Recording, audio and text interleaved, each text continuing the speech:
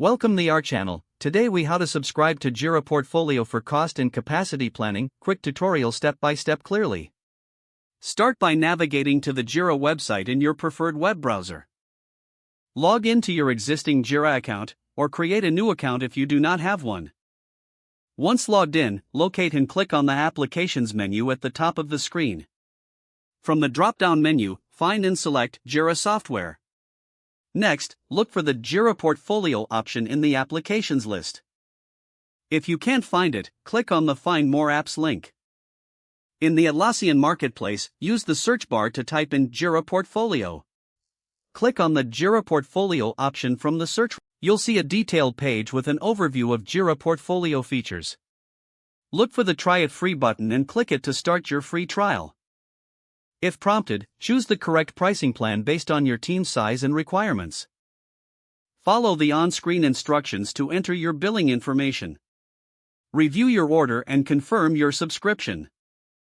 Upon confirmation, you will be redirected to your Jira dashboard.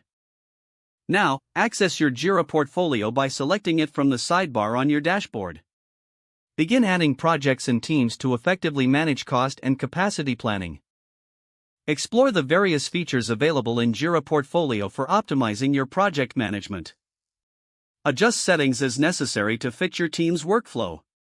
If the page does not load, refresh the browser or try again in a private or incognito window. Make sure you are using the correct email address, then retype it carefully to avoid small typos. If your password is not accepted, use the reset option and create a new strong password you can remember. Check your spam folder for verification or security emails, then complete any requested confirmation steps. Enable two-factor authentication if available to improve account security and reduce unauthorized access risk. After signing in, review your profile details so your contact information and settings are accurate and current. If you see an error message, note it down and try again after restarting your device and internet connection. Log out when you finish, especially on shared devices, to keep your account and payment information secure. If the page does not load, refresh the browser or try again in a private or incognito window.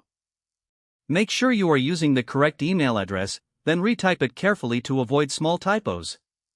If your password is not accepted, use the reset option and create a new strong password you can remember. Check your spam folder for verification or security emails, then complete any requested confirmation steps. Don't forget to like this video and subscribe to our channel for more step-by-step tech guides.